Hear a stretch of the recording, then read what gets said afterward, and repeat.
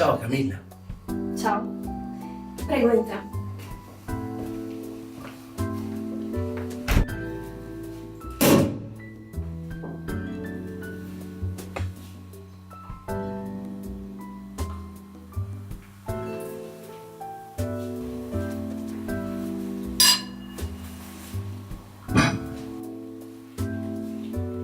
Come stavo dicendo, hai una casa molto accogliente. Grazie. Una casa dovrebbe rispecchiare l'anima di chi la vive. Tra poco è pronta. E comunque non ti aspettare un piatto da ristorante stellato. Sono 6 mesi che aspetto questo momento. Andrebbe bene anche un pezzo di pane secco e vecchio.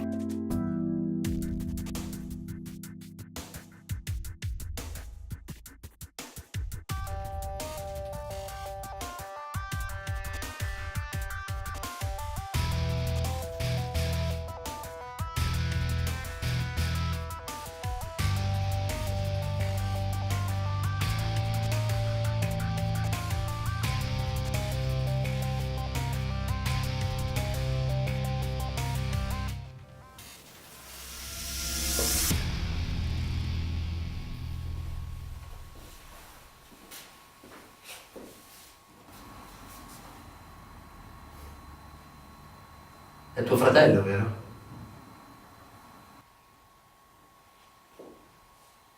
Mi dispiace molto, Camilla.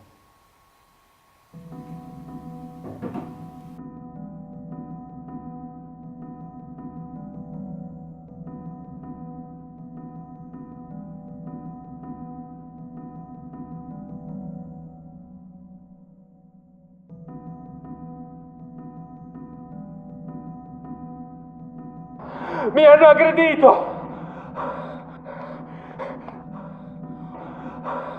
Ho appena ripreso conoscenza.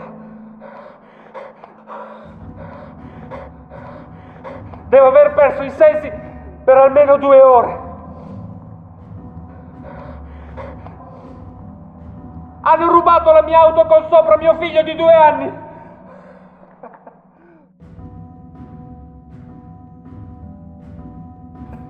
Vi prego, aiutatemi!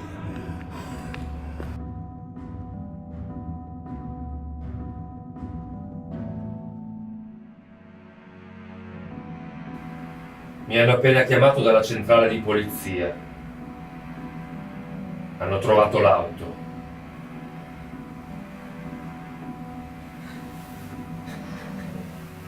Mi dispiace, Sam.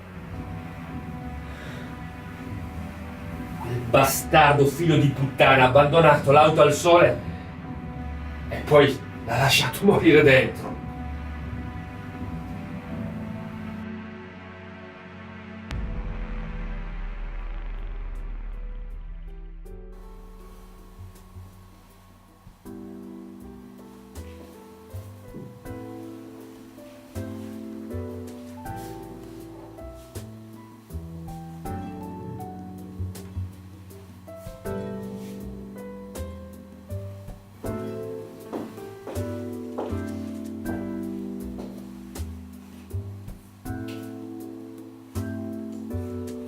Finalmente ti posso vedere e toccare. Avevo già perso quasi ogni speranza. Dovevi solo avere un po' più di pazienza. La pazienza è la virtù dei morti.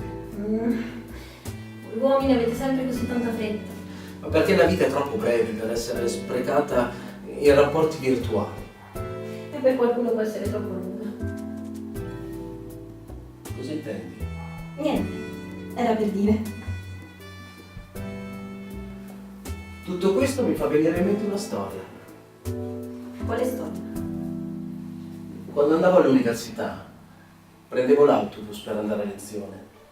Ad un certo punto arriva questa bellissima ragazza, una che non avevo mai visto prima. Wow, com'era sexy. E io ne rimango stregato. Così inizio ad osservarla, in modo discreto, ovviamente. E poi? Arriva l'autobus, salgo e me ne vado dritto all'università. Tutto qui.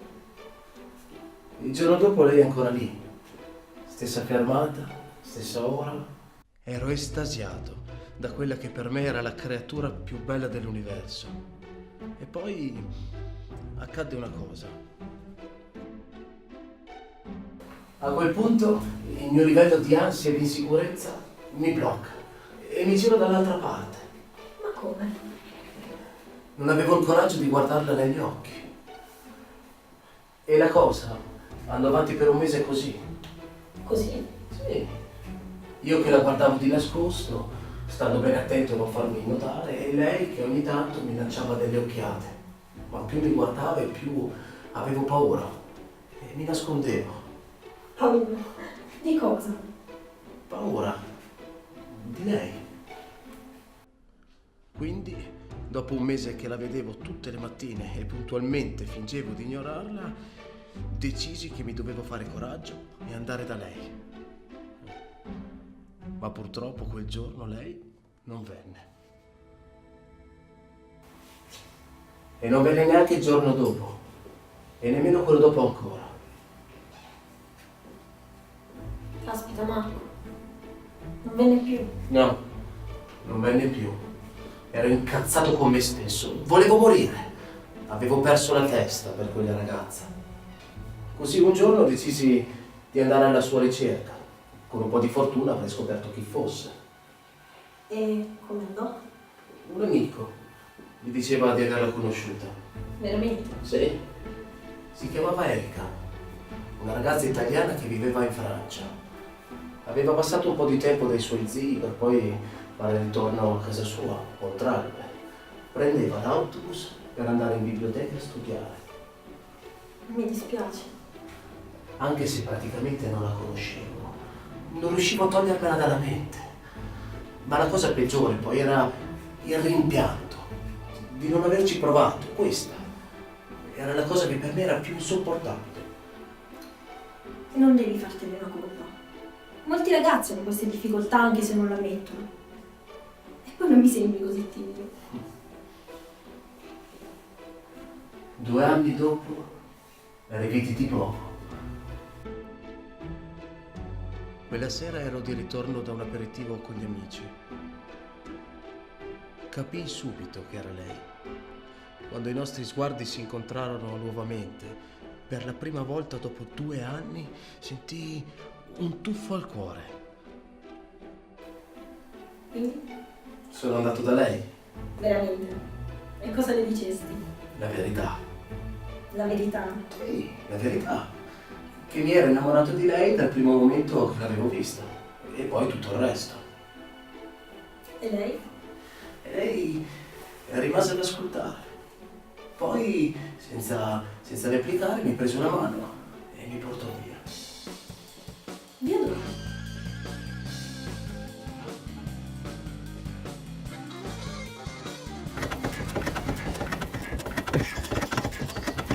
Avete fatto sesso? Dopo essere stati insieme, la riaccompagno in locale. E durante il tragitto di ritorno, nessuno dice una parola. Non ti credo. Appena arrivati al bar, sento il bisogno di farmi un drink. Le chiedo se ne va qualcosa e lei mi risponde dandomi un bacio sulla guancia e se ne va. Ero pervaso da emozioni esplosive e incontenibili. Non potevo credere di averla ritrovata e di averci pure fatto l'amore. Sai quante volte ho fantasticato questo momento? Quanto liquido seminale sprecato. Marco, Avevo l'adrenalina a 1000 ed ero più eccitato che mai.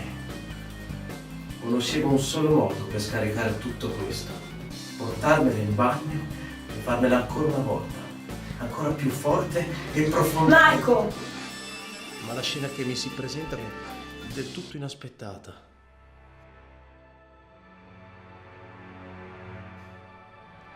Era il suo addio nubilato. La sua festa. E si sarebbe sposata dopo una settimana. Mi dispiace. Le 2 settimane che seguirono furono durissime. Mi sentivo pieno di ansia, paura e pensieri negativi.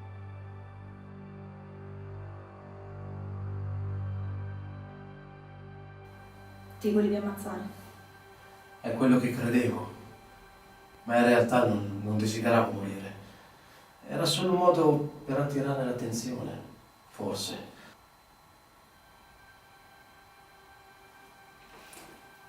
Devo andare a controllare la cena. Ho sofferto molto, Camilla.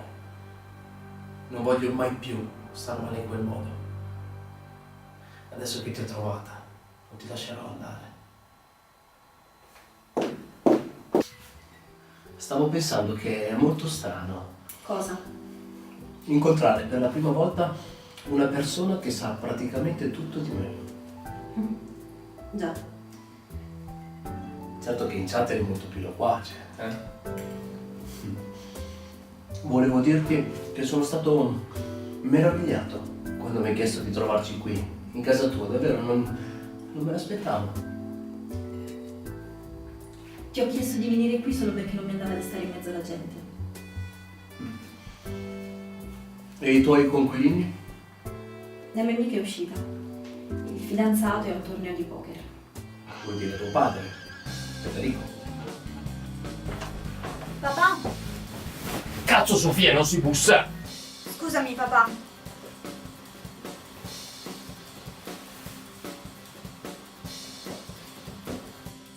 Ma non dovevi tornare dopo le 7?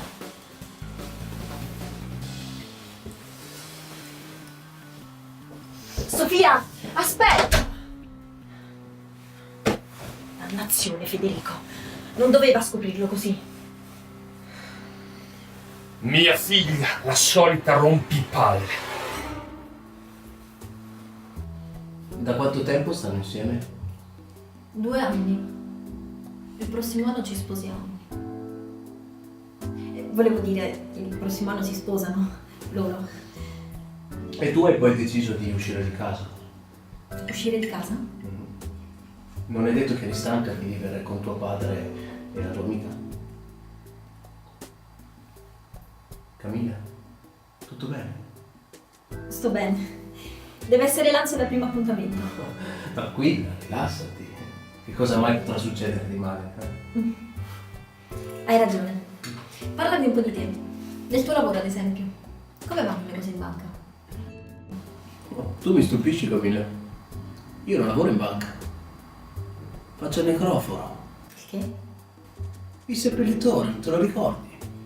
È solo un lavoro temporaneo in attesa di qualcosa di meglio. E comunque è un lavoro dignitoso. Non ho dubbi. Ho anche delle persone sotto di me. Intendi sottoterra? Intendo dire che lavorano per me. Scusa, era solo una battuta. Che sta succedendo, Camilla? Come dici? È da quando sono entrato che ho la sensazione che ci sia qualcosa che non va. È come se tu, e so che questa cosa è un po' assurda, ma è come se tu non fossi la persona che ho conosciuto in chat. Sono solo un po' nervosa. Scusami. No, ma non devi dispiacerti. Come ti dicevo prima, anche io una volta ero più timido. Sai dirmi qual è il mio orientamento religioso, Camilla? Perché questa domanda? Perché voglio essere sicuro di avere di fronte a me la ragazza che ho conosciuto in chat.